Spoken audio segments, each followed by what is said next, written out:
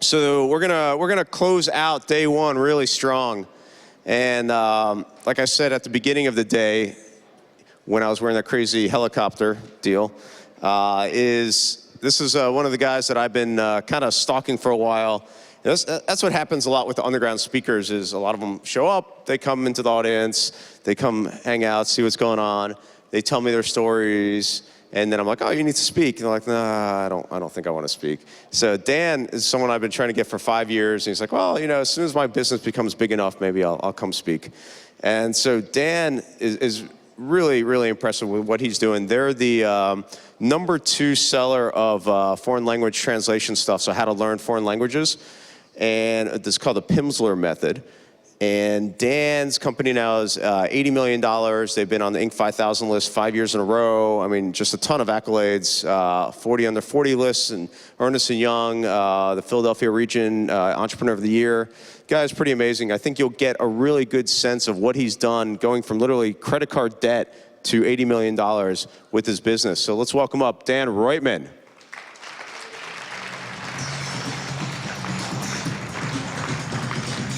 Where's the Roitman?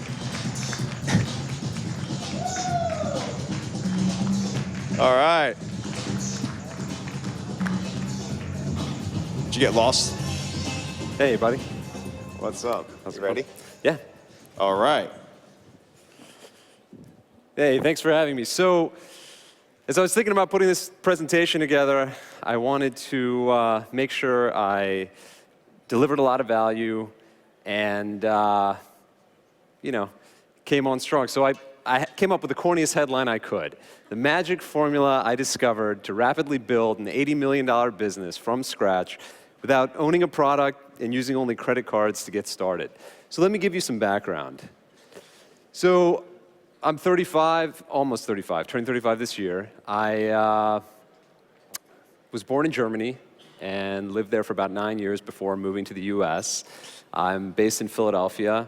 I've been there for about 10 years and have a beautiful 18-month-old daughter who's really adorable, and been married for 4 years now with a really supportive wife. So I've always been entrepreneurial. I guess when I was in 7th grade, I remember selling candy, or in high school was the guy going around shoveling snow or mowing lawns. I mean, I even remember one time my stepdad came home really annoyed, and it turned out that he had seen the neighbor's kid mowing our lawn, and he had paid me to mow the lawn. And so he didn't like the fact that he paid me 20 bucks and I paid the next door neighbor's kid 10 bucks to get the job done. But, you know, got to start somewhere. So, in any case, I started my company my senior year in college back in 2000 at the University of Maryland. Now, 2000 is a terrible time to start a business. I mean, that's right before, I guess, the ending days in 2001 of the dot-bomb. So maybe I should have been born 3 years earlier, but got started there. Basically had my dad lived in Europe, so I was visiting him and came across a text scanning pen, an ad for a text scanning pen in an in-flight magazine on the way home. And I thought, wow, this is an incredible product. Maybe I could market this to college students as something to help create student study guides, outlines, so forth. And so I convinced a former professor of mine at the University of Maryland to fly with me to Sweden to pitch this company on a marketing approach I had. And the professor agreed. We flew there, pitched them. They liked the idea, gave me a little bit of like co-op advertising money to get started. And you know, I was off to the races. Started marketing at 2 universities, then was ready to expand to 20 universities when the Swedish company decided to pull out of the US and shift their business model to licensing their optical technology for security applications or something instead of this consumer electronic product. So basically, I graduated while this was happening, was living with my parents. I mean, I have a, you know, typical story of like major struggle over the first 3 years where essentially I was moving from one thing to the next, kind of what I call the fishing stage. So you're just trying to get a customer, just trying to make a business model work. And so probably about 2 years in, I was about $20,000 in credit card debt. And that was around the time I had discovered this language learning product called the Pimsleur approach. And so basically started taking all the knowledge I had learned during that time. In fact, one thing that's worth pointing out, pretty much had 7 different things I had done, or 6 other things I had done to get to the point where I launched the Pimsleur approach. Had that first business with a C-Pen, then had a website selling professional development products. On the side, was a little scattered, had some friends that had pulled me into something with a web hosting company, and another one with home accents. And I think there was one more with musical instruments. But it all kind of came together in this one thing, and that's the thing that took off. And basically, launched it in 2002, went from $200,000 in revenue to $2 million in revenue almost overnight. So in 2003, did $2 million in revenue, and essentially saw, because the way things were going, saw the opportunity to invest the dollars that were needed to be able to scale the business. And ultimately that took me in about $70,000 in credit card debt and was able to pay it off in 4 months, fortunately. So today we've built what we call Stroll, and it's a next generation education e-commerce platform. We've been one of America's fastest growing companies for over 5 years. Essentially, since 2002, our compounded annual growth rate's been over 70%. And last year, we grew 130% alone. So it took it from startup to $80 million last year in revenue. All self-funded. We've been profitable since 2002. And really, I'd say the business has been built on a passion for education, for optimization, which I'll share with you later, and direct marketing. And so we're trying to take that passion and push it into building a billion-dollar business by 2020. That's our vision. We'd like to basically create a portfolio of consumer-focused businesses where we can apply all of our knowledge to those businesses to make them grow very rapidly. So if you look at our business and compare it to our competitor, Rosetta Stone, we're making strides in terms of revenue. They've been relatively flat for the last 4 years. They're also a very different type of business. They're focused on traditional advertising. So you've got radio, television, magazines, kiosks, in-flight magazines. And they're also focused on some different markets that we're not interested in. So take international, B2B, government. We're just focused on consumer marketing in the US. And ultimately, when we think of the business we want to be, we don't want to be a Rosetta Stone. We want to be something much different. We're a company of capabilities. And so we're looking to branch out outside of the language learning space, since we see a lot of opportunities in other areas. So let me tell you about how I did it. I really want to get to the magic formula and share that with you, because it's just dramatic what you can do in a business to grow revenue rapidly and profitability even more rapidly. But before I do that, I want to share with you 5 key success secrets that, 5 key success factors that have really made a difference for our company. So this is a little bit of an unusual one, but the first thing I listed here is deciding to go big in corporate. So there's a decision point that you reach as an entrepreneur where things are just taking off, and in our case, it was like going from 200,000 to 2 million in revenue. And that's when I started my journey, kind of from entrepreneur to professional manager. And so a lot of my friends have lifestyle businesses, and the truth is that early on,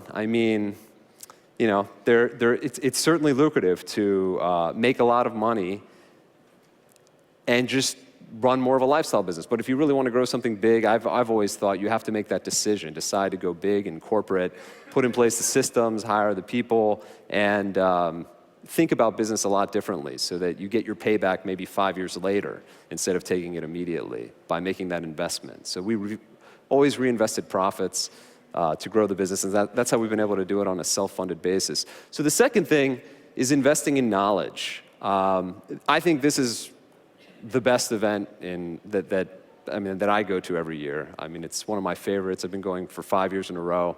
Yannick does a tremendous job, and I've always felt that I've always felt that if I'd gone, it's funny, if I'd gone sooner, if I'd gone to the first one, I really feel the company would have been much more successful. I think it's really critical that you invest in knowledge. I spent the first 3 years reading probably 3 or 4 hours every single day to get the knowledge. Unfortunately, college doesn't prepare you to run a small business. I mean, I had a degree in German and a degree in international business, and you're starting from scratch, and especially since I had no work. Not really much. I mean, I would work throughout college, but I didn't have what I would consider work experience. So I was really starting at zero. So the third thing is building a great team. And it's interesting. I've always thought that when you hear people saying you want to hire great people and so forth, or that you're a product of the people that you have, I've always thought that's kind of a cliche. But the truth is, it's not. So I won the Entrepreneur of the Year award last year from Ernst & Young, and thanks. And so one of the things is I didn't really want to, I wasn't sure I even wanted that award, because as Yannick said, 5 years he's been bugging me to come on stage, share some ideas and so forth. And I'm more, like to kind of be more behind the scenes. But I took it because what I did at the acceptance speech was thank my team. I mean, I firmly believe that I wouldn't be successful if it weren't for the people that we have on our team. And we spend a lot of time trying to find the right people and build the right culture. So something I did early on was when we only had about 18 people, and a lot of my friends, CEOs, entrepreneurs thought I was crazy for doing this, was hiring a full-time recruiter. And that was basically 40% of our company's earnings had to go to just having this person in place. But that allowed us to hire for the right values, to get the right people, to be able to be more active instead of passive in our hiring process, to be able to run a full process. If you go to stroll.com and check out our hiring section, I mean, you might be able to get some value out of seeing what the hiring steps are that we have, just how we think about screening and all these other things. But that's made all the difference. I mean, when you have all-stars around you, allows you to work a lot less. So the fourth thing was building a great network. So one of the things about this event is that you get to meet a lot of people. And as you'll see in my presentation, when I share this magic formula with you, a lot of these ideas that you're gathering here, you can get not only the idea, but data points to try to figure out if that idea will work in your business, where you can borrow from another business and apply it to your own. And that's incredibly powerful because let's say that you're testing new things online. Well, if you know what's working for other people, your batting average is going to be so much higher than your competition. And so in our business, I mean, year after year, we've just been able to get gains and gains and gains. And eventually, we built the business to the level it is. Rosetta Stone, they needed $80 million in funding to get to where they were in 2009, and then they went public, raised another $100 million. So really, I would say having a great network, getting a good feed of ideas from others and sharing ideas has been tremendous for me. In fact, early on, I mean, I had some mentors that made a huge difference too, where they pointed me in the right direction for advertising, teaching me about that, and I would encourage you to do the same. And the fifth thing is really discovering the magic formula.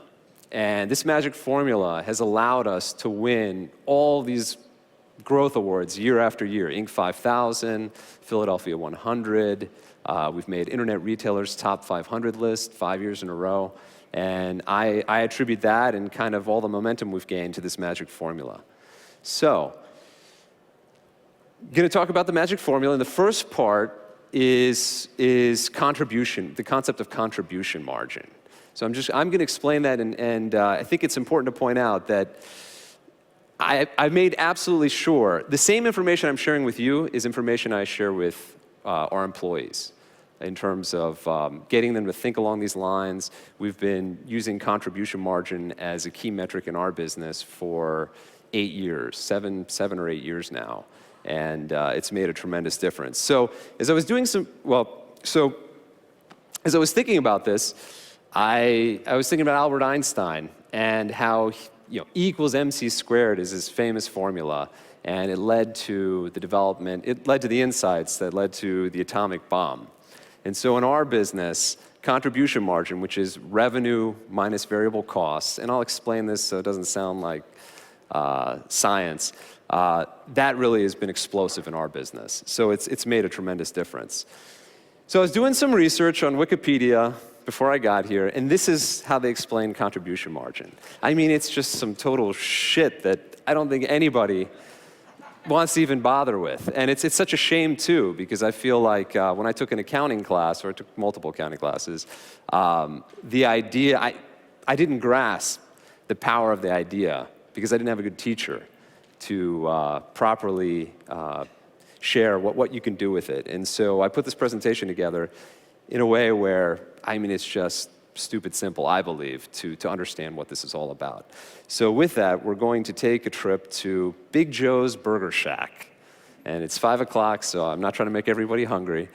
But Big Joe has a burger shack, and he's got this massive, giant, juicy burger. And he sells it for $5. So what are his product costs? $3. What are product costs? Well, it's the bun, it's the meat, it's the bacon, it's the lettuce, it's the box it comes in. He's got a shack, so you're not going to get a tray. But that's the product cost, $3. And so the contribution margin is $2. 5 minus 3, $2. Very simple. Now, Joe, he's got a family business because his mom works in it. And so how many burgers does it take for Joe to pay his mom at the all tax-free rate, family rate? So he's paying her $800 a month. So if he's making $2 a burger, it means he's got to sell 400 burgers a month to keep his mom happy. So really simple so far. Now finally, Joe's rent is $1,000 a month. He's making $2 a burger. So he's got to sell 500 burgers a month to be able to cover his rent and keep the grills going. And that's as simple as it gets. Now, in our business, contribution margin is what we call the lingua franca. I mean, it's the common language that we use throughout the organization. And we've structured our P&L to basically look like this, and I'll explain it. So we start with gross sales, and this is as deep as I get into anything accounting-wise. Start with gross sales, we take out cancellations, because we have some subscription programs, so some people cancel. So take out cancellations, we take out returns, and we're left with revenue. And then the rest of this stuff are the costs. So product costs would be, we're fulfilling primarily physical products still. So there are product costs there. There's a royalty cost. So one of the things is, when I discovered the Pimsleur approach in 2002, I started off as a reseller. And quickly, by 2003, became one of Simon & Schuster's largest resellers in their audiobooks division. So by 2005, I had negotiated a licensing agreement, which gave us the margins to be able to scale the business and invest those dollars we saved on product cost and put them into media cost. And that made a tremendous difference in the business. And today we represent over 90% of the product sales in the world for Pimsleur. So royalty cost for us is a cost. Media cost is your advertising, what you're spending. Default costs, so if you offer installment billing or anything else like that, some people might not pay you. And then there's things like fulfillment costs, like the shipping costs, the labels, all of that, and of course credit card processing fees. So that gets you to contribution margin. And that's basically what you use to pay for your overhead. Everything else is what's left for your shareholders. So it's straightforward. Now, this view of a business gives you X-ray vision into the opportunities that you have available to you. And I'll explain that you'll really understand that as I get into a really simple example in just a moment. And one thing I find is that most people optimize to the wrong metric. They're focused on just revenue, revenue, revenue. It's like a salesperson who sells and doesn't think about the cost of what he's selling. So by focusing on contribution margin, you're focusing on the absolute right metric in your business that gives you the greatest leverage. So the second part of the magic formula is what I call the six-factor model. So I've found that there are only 6 ways that you can grow revenue rapidly and profitability even more rapidly. And that's what the magic formula is all, and that's what the six-factor model is all about. So the first one is you can increase the number of new customers you have. The second one is you can optimize conversion rates. The third is you can increase repeat business. The fourth is you can increase your average order value.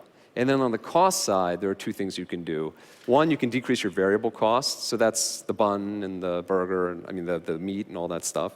And you can decrease your fixed costs, or at least hold them constant while you're scaling your business. So that, and I'll explain each one of these so that you fully understand the power of this. Now, one nice thing to note about this is, as I'm going through this, is our companies, so we've got goals for the years, and we turn those into quarterly operating plans. And those quarterly operating plans basically consist of projects. I mean, it's essentially what it is, a goal, a person who's responsible, and a deadline. That's an operating project in essence.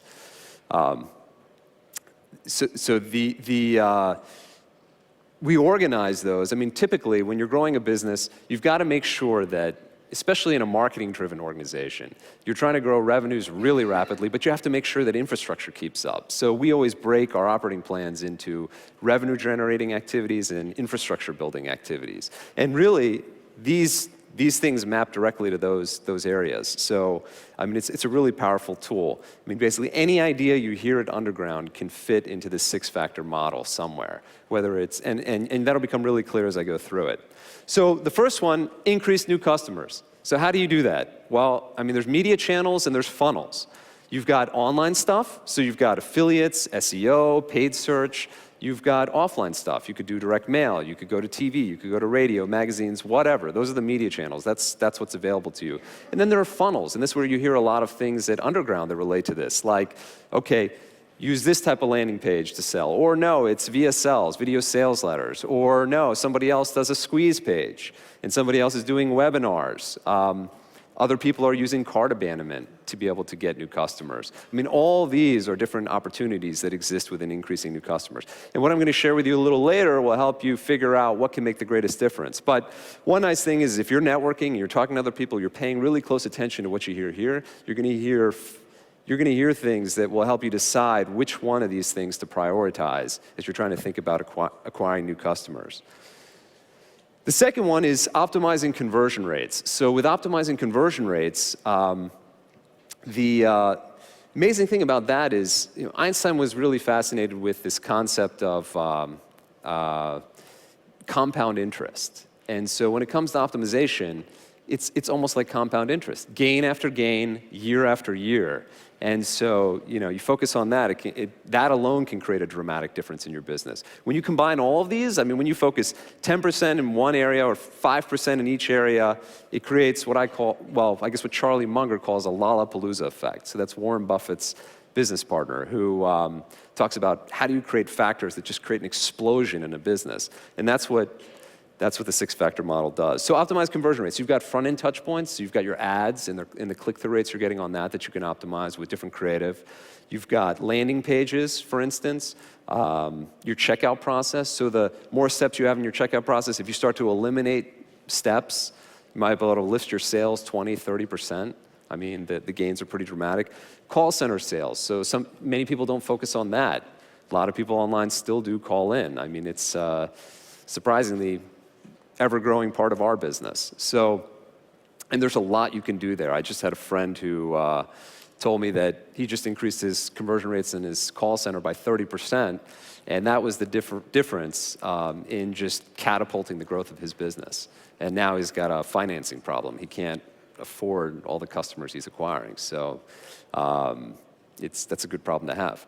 So on the back end, there are a lot of touch points there. I mean, you've got email. I mean, listen to what you heard here. I mean, there's ways to retain to basically, in your retention efforts, there's things that you can optimize there, whether it's emails, direct mail, call center saves. So I don't know if any of you have subscription programs or so forth, but when people are calling in, just like a credit card, if you were trying to cancel, you should at least try to find out what your customers' needs are and so forth, and you can be very successful in saving the sale by directly connecting with what's holding people back and why they're canceling. Outbound telemarketing, that's another area that you can try to optimize. And again, doing a little bit can go a really long way in scaling your business.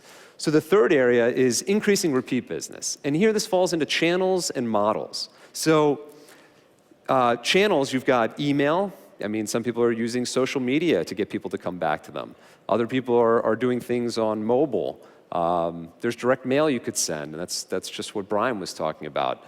Your call center could potentially be doing some sort of outbound campaign.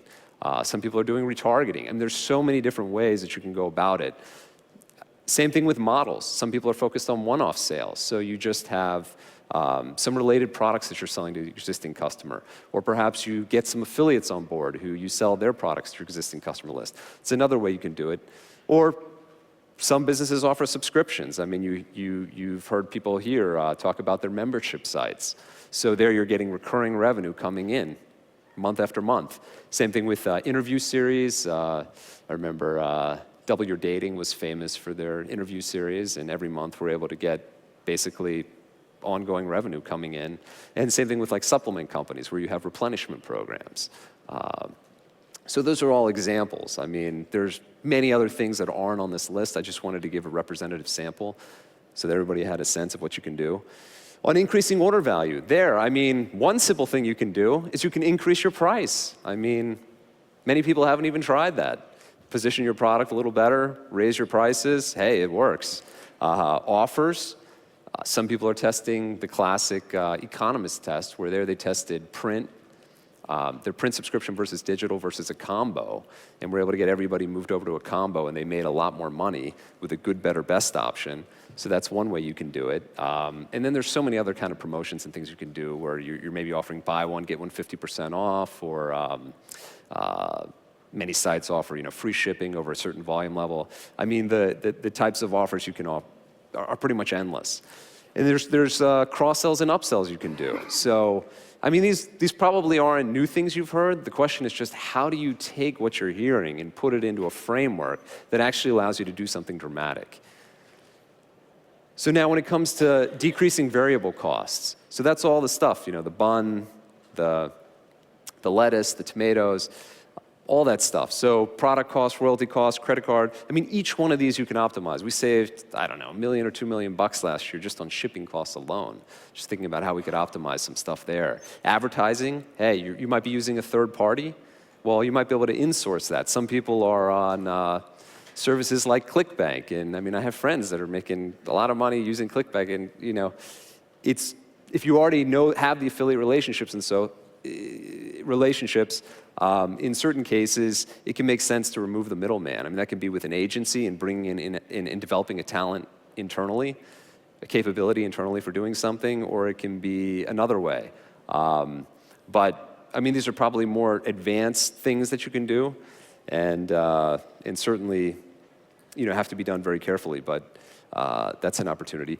And the final thing is decreasing fixed costs. So when you heard about systems and the previous speaker, that's one thing you can implement in your business that can help make it more efficient. At the end of the day, that'll decrease your fixed costs. You don't have to have as many people patching systems and things like that. In reality, I more so think of decreasing the fixed cost category as more keeping it constant as we scale, just so we get more and more efficient.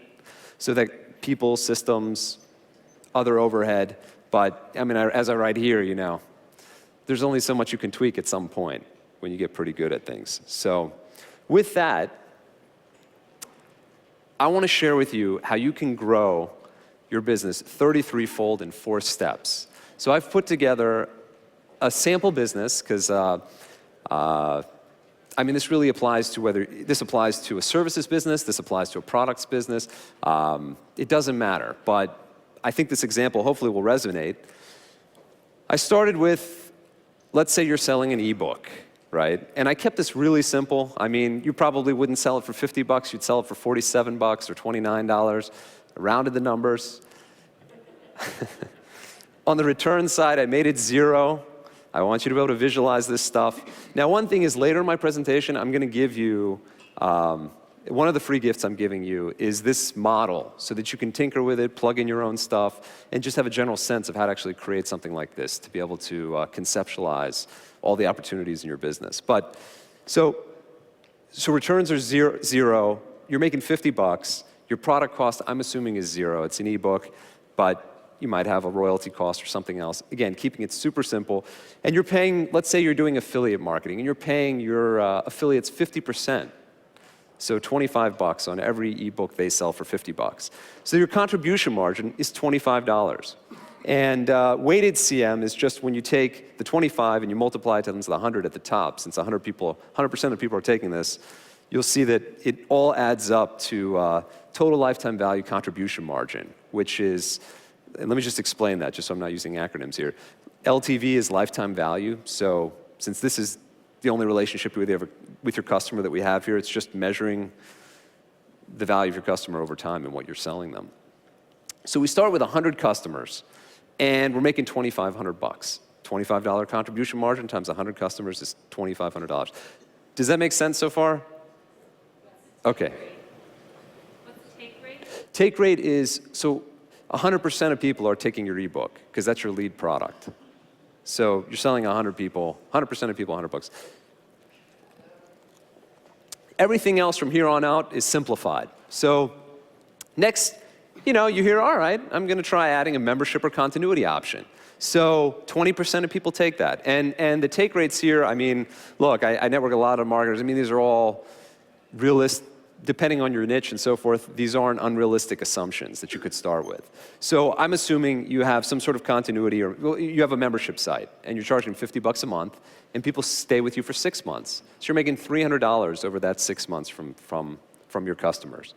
So since 20% are taking a $300 product, you're making $60 in contribution margin from that. That's what that weighted contribution margin number is. So when you add that up, well, you just added $60. I mean, you were making $25 before, now you're making $60. So you just went from $2,500 a month to making $8,500 a month. So you're up 3.4 times. Now, you get the idea, you're like, wow, all right, let me add some upsells. So you come up with two upsells, right? One for $50, one for $300. And 20% take the one for 50, and 10% take the one for 300. So again, I'm assuming no costs here and so forth. So 20% times 50 is $10. 10% times 300 is $30. So now you just increase your lifetime value to $125 from $25. So you went from making $2,500 a month to making $12,500 a month. Third step. You add back-end sales. You heard somebody here talking about coaching. Well, that's even higher than what I put in here, but you could have a high-ticket back-end. And a safe assumption is 1% will take it. Maybe more. Depends on how you market it. Depends on how aggressive you get. Go through that optimization list, and you might be able to get this much, much higher. But just taking 1%. Now, in this case, I added $200 that it costs you. Because let's say you have to do direct mail, or you're using a phone center, whatever it is. So it costs you $200, so you're making $1,800 from that 1% taking it. So 1% times 1,800 is $18.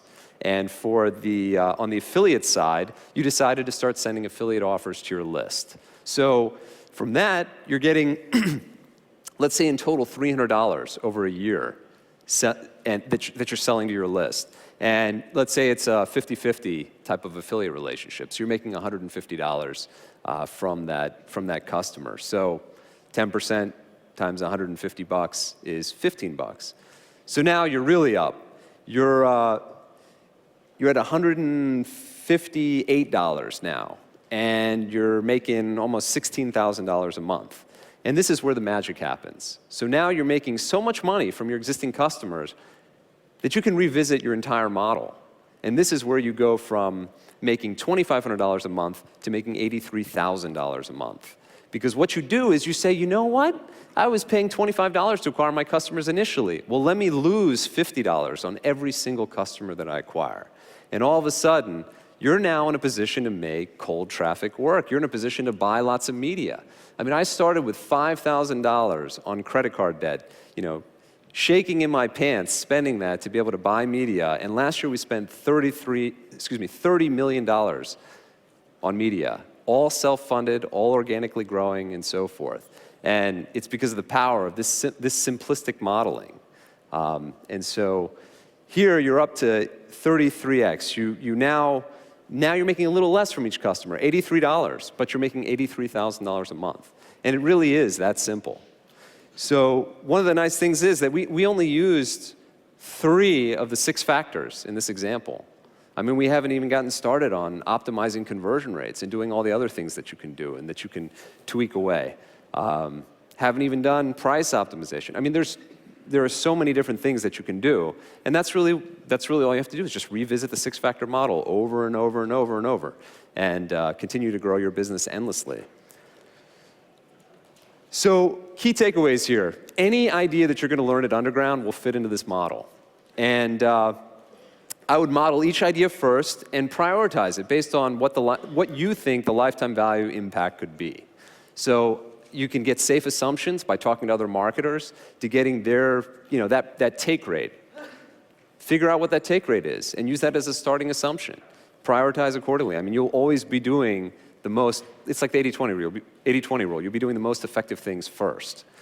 And basically, like as I was saying before, I mean, we use this for our quarterly operating plans. We organize the revenue initiatives based on the six-factor model and tie it all together for people.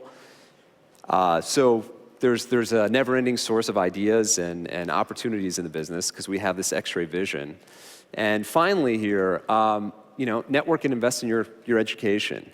I mean, again, it's all about that six-factor model for me. How do I plug more ideas in? I mean, I'm scribbling notes here left and right all the time, and then thinking about who do I need to follow up with next to get more insight in the idea they shared. And there's not been a single session that I haven't gotten something, and I know that my team hasn't gotten, where we couldn't apply that in our business and get really good starting points. So as a next step, I've got some goodies to give away, but I want everybody to write down this number, 25827. So I'll just wait 1 second here. Now, I shared with you that we have a $1 billion vision, really big vision. We're 8% of the way there. So one thing I'm looking for at Underground is to buy companies. So we're actively in the market. I mean, I was working, basically thinking about it in two categories. So one is really an info product company or a online subscription-based business that's doing at least $1 million in earnings a year. And then the second thing is, so Pimsleur approach, we've been marketing a guy who's been dead for 30 years. So a lot of you have businesses where you've got personalities that you're driving and have a different voice. So in companies that are making less than $1 million, there might be a capability that we could be buying. And in terms of structure and those things, I mean, all that could be worked out. I mean, we're looking for people that we can partner with long term, or if you want to get out, that's another option. But if you're interested, text BUY to 25827, and there'll be a form that shoots back, and just that's probably the most efficient way to get in touch. So that's that. Now, in terms of gifts, I've got 3 gifts. So we've got our best-selling product here, and the Quick and Simple allows you to start speaking a language in 10 days. We have more advanced level courses that can get people essentially conversational enough to satisfy most job needs in 90 days. So this is essentially a $30 value. Ship it to you for free. Just text gifts to 25827. Send back a form, just ask for your address. You're not going to be signed up for anything. This is just a free gift. I've wanted to always give one away at Underground. I've gotten a lot of value from this event. So I have nothing to sell, period. So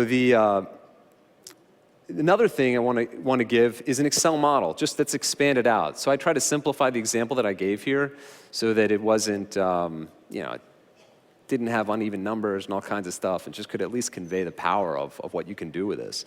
So I'll send you an Excel model. At the same time, something that Yannick asked me about is, how do I create alignment in our company? So how do we, actually 2 or 3 weeks, have a company presentation where we go over our kind of vision, goals, operating plans, and so I want to share one with everyone. And hopefully that can help you in your business. I mean, I really think it's been a very powerful part of our business in making it grow, and get everybody on the same page, get everybody engaged. People know what's going on in the company. They see exactly how what they're doing contributes to our success, because it's just us. I mean, there's nobody else doing the work. So hopefully that can be really powerful for you. And as far as Marketer of the Year goes, so I was thinking, I guess my personal belief is that with philanthropy and everything else, well, first off, I always believe that creating jobs is one of the greatest forms of charity. I mean, we have over 160 employees in Philadelphia. At the same time, I think when you can teach people how to fish, and fend for themselves and give them a chance, that's very powerful. So there's this organization, Heifer International, where basically you donate essentially farm animals to communities. I mean, each chicken produces 200 eggs, over 200 eggs a year, and they can sell these, they can feed the community and so forth. So $10,000 buys 25 chickens, 20 pigs, 15 goats, and 10 cows. And so if I win Marketer of the Year, I will double that and chip in another $10,000 to buy, what is that, 65 more animals. So that's that. Does anybody have any questions? Well, thanks.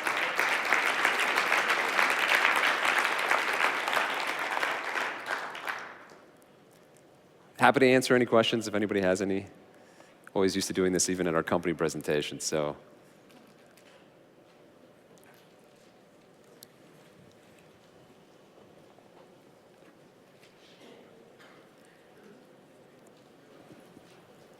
It was great. Thank you. Sure.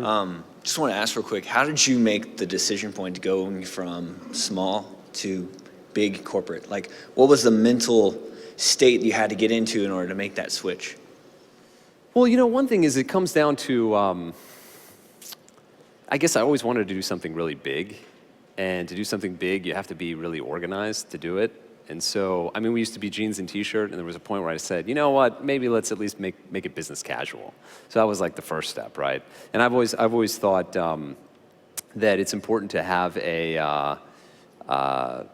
like a work environment. I've got a lot of friends with virtual businesses, but even you just recently saw Yahoo the other day announce that, everybody get your butt back in the office and let's get some work done. But so I've always thought that being able to collaborate and have a good team has been important. But I guess specifically, how did I make the leap? I guess it was just had a mentor that kind of said, hey, there's a point where you just have to decide, do you want to bite the bullet and struggle for many more years, just putting everything into building an organization to be able to then get on the other side and be much more successful. And so I've always felt like now we're just, it's amazing like what you can do when you finally have a team and you can just push it onto an opportunity. So I guess, does that make sense? Yeah, that makes sense. Okay, Totally. perfect. Thank you. Yeah, sure. I think there's somebody over there who's waiting first. Oh, that's all right. My question is that, when I saw your name on the list of presenters, I'd never heard of Stroll, I'd never heard of Pim's approach. I'd Yeah. never heard of it. But of course, I've heard of Rosetta Stone. Sure. And you said Rosetta Stone started in 2009? No. Rosetta Stone started in, I think, 1994. Oh, 94, okay. Yeah, so they've... So you started yours after theirs? Yeah. We didn't start marketing this until 2002.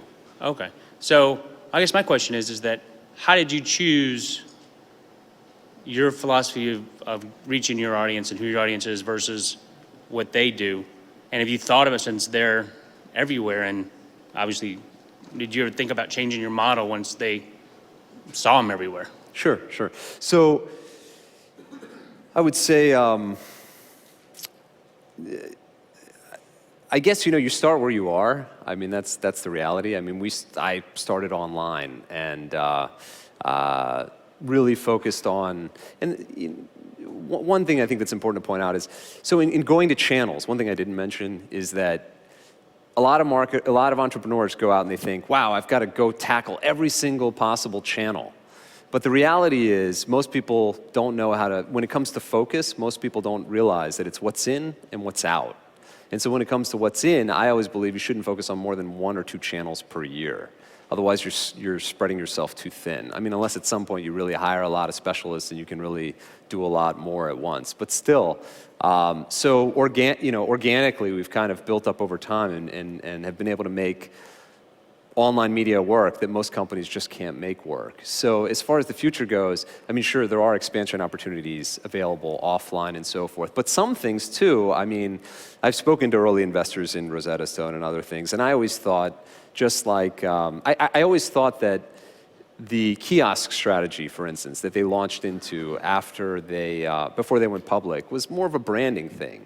I mean, kind of broke even. I mean, I've never seen people actually stand at the kiosks and so forth, but it was an effective strategy for getting the brand name out, because I mean, then they're taking their brand and perhaps going and getting very juicy licensing contracts from businesses and so forth. So, but they have a very different, I mean, where they're trying to go is much different than where we're trying to go. So you have to kind of think about what are your capabilities as an organization. And so in our case, I mean, we've got a really strong strength in online marketing, in management, in analytics, in optimization, and we're really passionate about direct marketing and see a lot of opportunities outside of language learning. So that's kind of why we're not really, paying as much attention there. We're focused on we're focusing on a much bigger picture. So online, are you paid or free? I mean, or do you use both? Paid or free? What do you mean? Traffic. Oh, so we have both. Both? So But you don't- I would say the majority, we didn't even start SEO until 3 years ago or 4 years ago. So it was always through buying media. And then finally we're like, all right, we'll now finally get to SEO. Again, that focus on just one or two channels every year. You don't have to do everything. Just start with doing one thing well. I mean, start with the ebook sale. Get that first ebook sale. I mean, fishing is that fishing stage is like the most important thing. So I was pretty blown away by the fact you guys self-financed. Like that's a lot of media to buy. So how did you deal with the contribution margin is weighted, right? But your upsell take rate is money that you're having instantly, and then you also have rebills that you were putting in your contribution margin. So how did you finance a loss leader to do volume with a contribution margin that's really breaking even? I don't know what your break-even time was, but were there did you get really good terms for your advertising, or what are some good strategies for that? yeah, it's a great question. And the reality is too, another factor of your question is just how do you buy enough media where you're not putting yourself out of business too? Because you can grow too fast, and that's the classic dilemma. So this is like the 101 of conceptualizing a business. I'd say the 401 is when you combine this view with accounting, so that when you're looking at lifetime value is a present value view. Sure. And so starting in, it's interesting, we almost went out of, just want to check the time here. So we almost went out of business in 2005 because we were about to, we didn't have forward cash flow visibility. Yeah. And I had, at the time, fired our CFO, brought someone else in. In the first week, they kind of presented something that said, hey, you're going to run out of business if you do this promotion the next, tomorrow. So from there, developed the discipline to be able to get at least initially a 16-week view of cash flow, and then eventually we have a really sophisticated financial model, which pretty much ties into this marketing view and allows us to figure that out. But then beyond that, it was just as we went, there were points in time, I mean, I've had as much as $10 million in debt on the books. Sure. To just be able to invest into the media, and then, now we're debt free. So you leverage past capital, essentially lines of credit and such. Yeah, well, it was always reinvesting profit and then lines of credit. Thank you. And the modeling. That was almost the financial modeling. You have to have that, or else you can grow yourself out of business really quickly.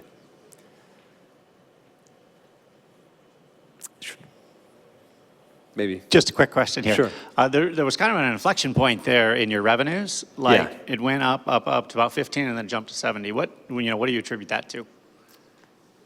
Lifetime value, figuring out how to more effectively sell product to existing customers. I mean, even early on, we didn't even we were just selling a $20 product.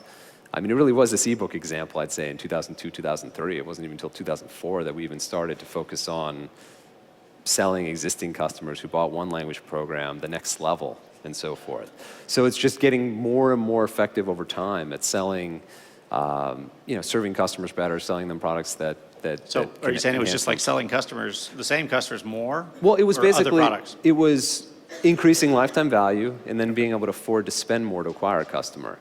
Okay. And the thing is, one thing I didn't mention is that when you can afford to spend more to acquire a customer, it's not a linear relationship in how much your volume goes up. It's exponential, because you're just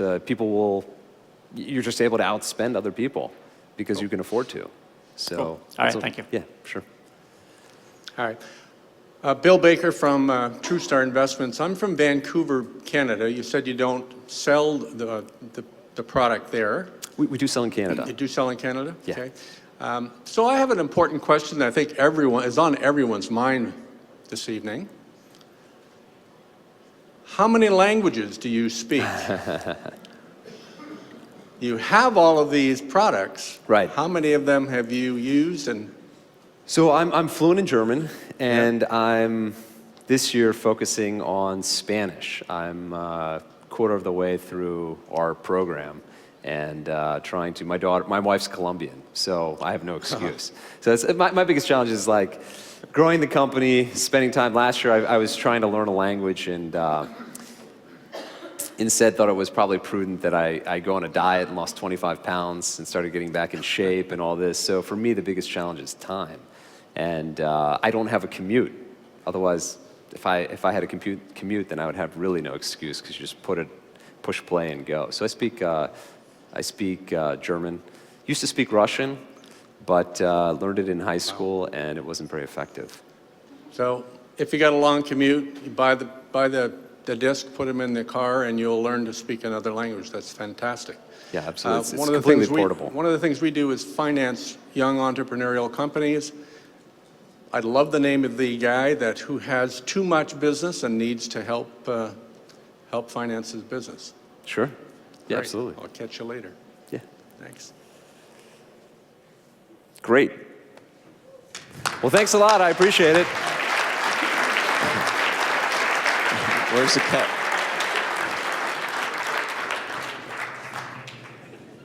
Meow. Oh boy. Meow. Dan. Shit. Iди сюда. Achtung. Bonjour. All right, where's Yannick? I'm gonna see ya. All right, you know what? I'll hug the cat. You know what I'm gonna do? I'm gonna take this cat and give it to my daughter. Or as I say to my wife, Well done. hey, thanks, man. Thank you. Appreciate it.